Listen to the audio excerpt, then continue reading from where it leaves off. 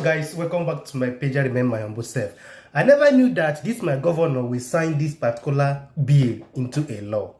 Yesterday, or is it yesterday or day before yesterday, I brought us a particular news here that Abia State House of Assembly is about to stop the paying of pension to the former governors and deputy governors. You know, say around Nigeria, all the governors, deputy governors are being paid their pension every month. This is life pension. This is life pension. I think I stand to be corrected. It's only P2B that came out and told us that he doesn't collect that money because they doesn't deserve it.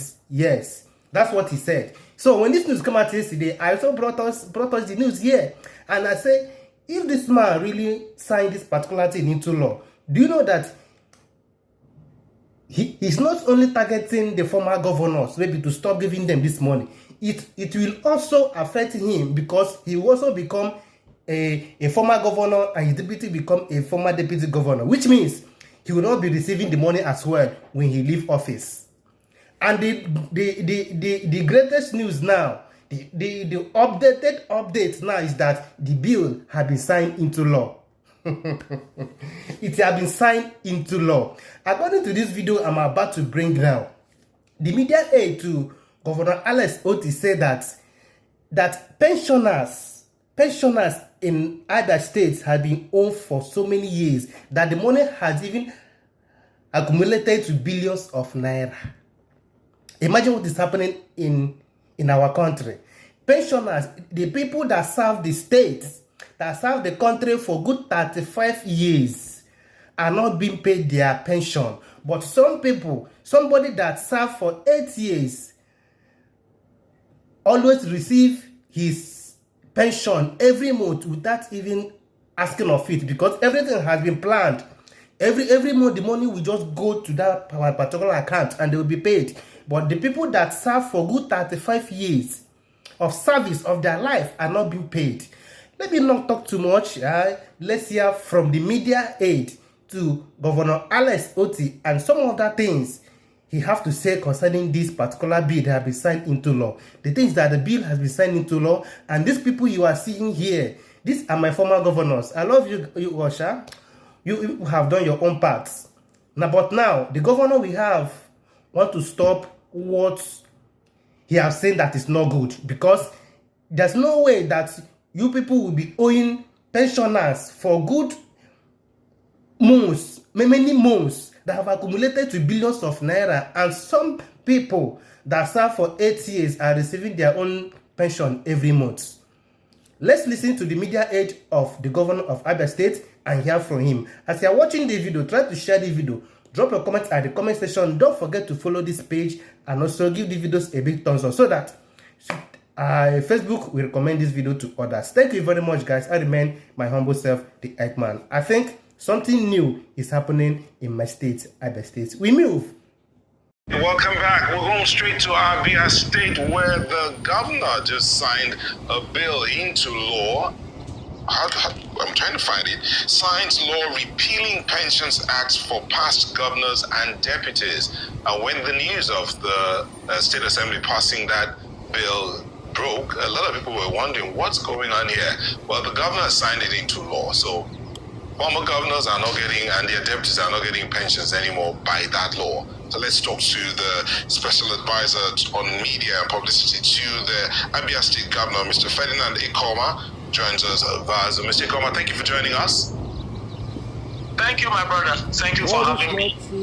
So tell us, what's this about? Now, that conversation around governors and former governors and their deputies getting a pension is one that has gone on for quite a while. But Abia State seemed to have taken the bull by the horn and knocked off that law with another law. What's going on? Can you tell us more about this? Thank you once again. Democracy is all about the people. And I still recall it was Dr Nnamdi Azikiwe who said that it beholds majority, holding politicking and civilized mind, that in a democratic dispensation, the views and the yearnings of the people must be respected if free and fair. quote and unquote. So you will agree with me, and you and I know that democracy is all about the people. The position of Abians, their views, their suggestions, their stand is that that law should be repealed because it does not serve their interest. At all times, the interest of the people must be put first. In our state, people are owed several years of pension arrears, dating back as far back as 2013, 2014. And as we speak, the governor is grappling with that challenge. Before the end of this month, the governor will begin to clear years of pension arrears running into tens of billions. What I'm talking is verifiable. So, if all these governors meant well, while they elsewhere, they would have ensured that the citizens, the civil servants who, served the state and retired, would have been paid their pension arrears. But they allow these things to get accumulated over the years. And that is why the governor has taken a decision to say, no, this is not in the interest of anyone. While you are in charge, you must strive to build a formidable institution. I think it was Barack Obama who was in Ghana a few years ago as president. He came here to visit. He said that Africans should strive to build strong institutions among strong men. Here, after being a governor, you become stupendously rich, powerful. You have access to everything. But the citizens, the civil servants, the pensioners have nothing. So we want to pass a strong worded message across that. When we say we're in the new Abia, we mean every bit of it. So what we are doing is to build a formidable institution that will serve everyone, to make politicians understand that it is not only about them, it shouldn't be about us. Those of us who are in government now, we shouldn't think that the state belongs to us, that we can wake up and enact any law that serves our own selfish interest, forgetting the interests of the people. So that is the direction the governor is going, and we are happy that this decision, is enjoying the massive support of our people.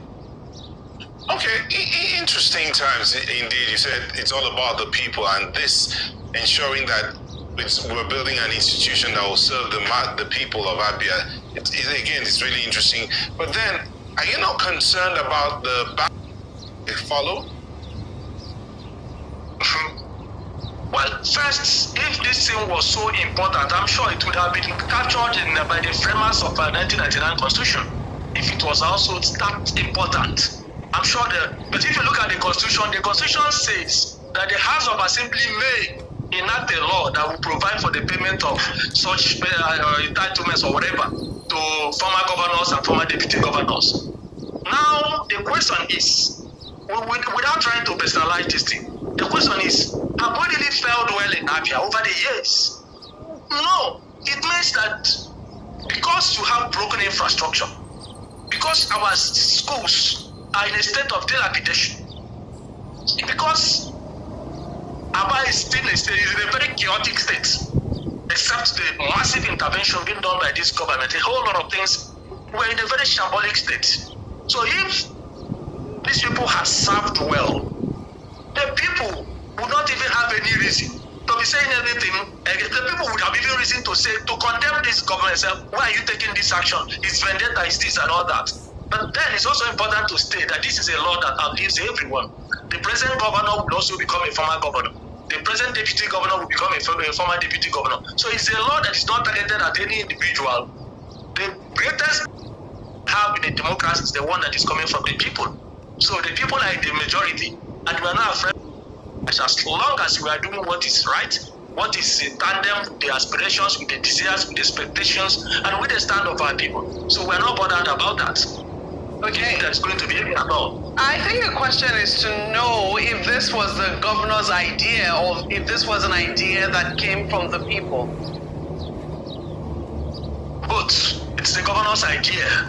When the governor was campaigning, he said a lot of things, and most of those things he said are the things he's trying to implement. For example, he said he defined tax during the campaign as government's share of the prosperity it has created among the people. So when the governor assumed office, because he was condemning the practice of external taxation and all the rest of them. So when he assumed office, he declared tax holiday. For almost 5 months, people were not paying anything. Anywhere, the operators, bus drivers, and all the rest of them. This is verifiable. Okay? So, what the governor said he would do, even though he didn't specifically say, I was going to review this thing, but he made it clear to the people that he was going to take action. For example, he talked about blood tonic. On many occasions, he wrote it on his page in the Tuesday newspaper, politics of blood tonic, and said he was going to stop it. So, no, this is part of it. That is what the governor has come to stop. And so it's a joint position. Our position, and it's also the position of the people.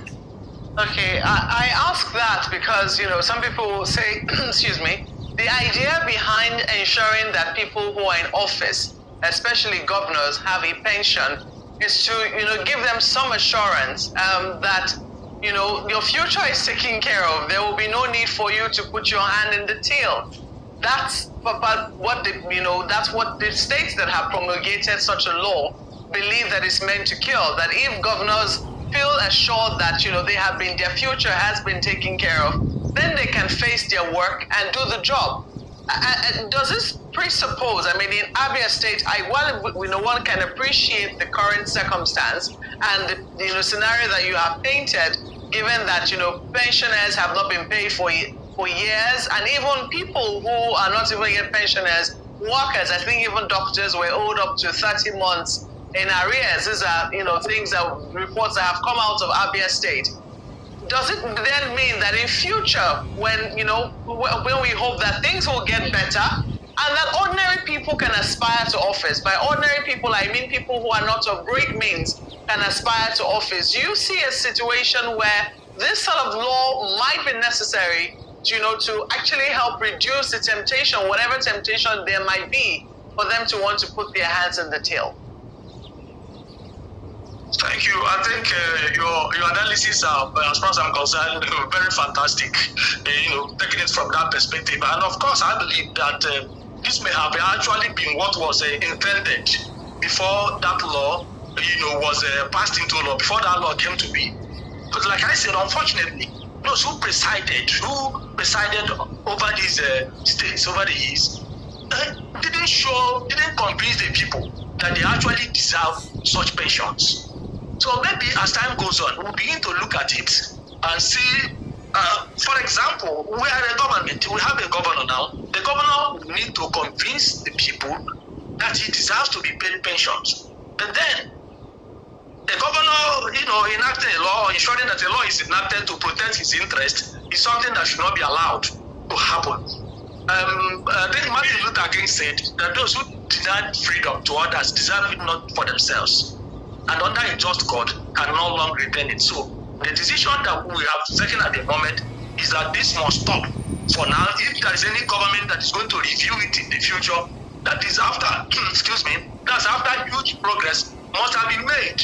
So I think the review should be predicated on the transformation, on the change of attitude, the change of character, change of style in governance. That should be what will drive that. But for now, that decision stands, and it's popular, it's acceptable, and a whole lot of things are going to be reviewed. A whole lot of things are going to be changed. Because if we tell you what we met on ground, we're not interested in talking about individuals. But the step was, and we are confronting a lot of challenges. We're trying to review a lot of things. People here appropriated lands, government lands for themselves. People in Abia and built eateries and hotels. I'm talking about many schools. I'm not talking about 1, 2, or 3 schools. This is what is verifiable. Channels can come here and investigate what I'm saying. These schools and built hotels on them, converted for their own personal use everywhere. I count up to 10 schools that suffered the same thing. So we are confronting these challenges, taking them one after another to ensure that sanity is restored in the system. Mr. Koma, some would argue that it looks as if the focus is Abia, not the rest of Abia. Abia is more than Abia. There are a lot of other places that need attention, but it looks as if more attention is being paid to Abia. Is that true? Well, Abia is like the superstructure, and that has always been the position of the governor. That if you invest in Abia, if you invest massively in infrastructure, provide security and everything, that investors will come. So what you are going to generate in Abia, what will be happening in Abia will have spiral positive effects in other local governments. But that is not to say that all we are doing is only in Abia. No. For example, there is a strategic road that is ongoing in Omahia, and that is Osa Road. The road that starts from the tower, and now the road is almost at the stage of completion. By the time we are done, the Abia Tower will be demolished, and we'll continue from there to Only that's the boundary between Mo and Abia, where we're going to build a dual carriage road. And as we speak, the 67-kilometer Omahia Abia road is ongoing. It was awarded to 3 reputable construction companies. It's a very strategic road that leads to Abia North, and the reason why the government awarded it to 3 construction companies, different 3 construction companies, was to ensure that the road is completed on or before the end of this year. It's a very 67-kilometer road. And just 2 days ago, the governor was at Arochukwu to flag off the construction of the Arochukwu road. So it's not only but there are many ongoing road projects that are springing up in different parts of the state. In Omahia, we have a policy we call zero pothole policy that is opening different parts of them, covering all the potholes to ensure that people begin to heed a sigh of relief. A whole lot of things are happening, not just Abia. There are policies and programs that are also happening in Omahia to, develop the state capital and take away the status of a glorified village that it has enjoyed over the years. Well, Mr. Ekema, if you can hear me, the natural thing that I would, want to ask you will still go back to the community that you're talking about, the people. The people live in various communities down the ladder. Now that this law has come into play, it means that the government is going to be saving some money. What is the plan of government for that saving? What will the government be diverting the resources that is being saved now into? I'm happy, sir, you mentioned the communities. For example, we have mayors in our local governments. Prior to now, local government chairmen, as they were called then, DC chairmen, as they were called then, used to receive a patronage sum of 10 million naira to run their local governments. Their locations were completely diverted. Don't worry, we're going to bring channels to come to Abia and see for themselves. They will tour our different local governments to see what we confronted, what we met on ground. As we speak, the mayors are now receiving their allocations incomplete. They are receiving full allocation, but in phases, because the government is making sure that these allocations are tied to specific projects. And that is why, as we speak, go to the different local governments of the state, you see massive ongoing work, being carried out by these mayors. Because the government is intentional about taking development to the grassroots. So these funds, like you probably mentioned, will be tied to projects that will impact the lives of the people positively. Even this is not as if the money is even humongous, but we are looking at it from the policy point of view. Okay, we are trying to pass a message across for people to understand. But there are those who would also say that perhaps, just 1 second, if you can hear me. Now receiving your vote. Just 1 second, if you can hear me. There are those who would also say that perhaps this is all political. It's just the government of Abia State just trying to make a political statement by showing that they are more pro-people than the previous political parties, which are probably more prominent than the party in power at now. How would you respond to those who say that these issues are just political, populist ideologies to get the goodwill of the people? Well, politics is all about the people. If you decide to play politics, as long as that politics is for people, what is wrong with it? Let us say there's no election by the country. We came from the opposition. We defeated them. We're in power. We are not afraid of anything. We are doing very well. Our people are so excited and happy. And we don't indulge in, we don't stage manage people to support us, to sing. But see the governor, whenever he steps out, you see the reactions. These people are on ground. We are not running our government on social media. On ground, you come here to see things for yourself. People are being paid on or before the 28th of every month. It's unprecedented. As you said, Mr. Ikoma, it's at the arrears of pension. These are the things that inspire the people. So you can say we are playing politics. It's okay as long as we are playing positive and pro-people politics. There's nothing wrong with it. It's all a function of perspectives, wouldn't you say? Ferdinand Ikoma, Special Advisor to the Governor on Media and Publicity in Abia State. Thank you so much for your time this morning and all the best. Thank you, sir. Thank you for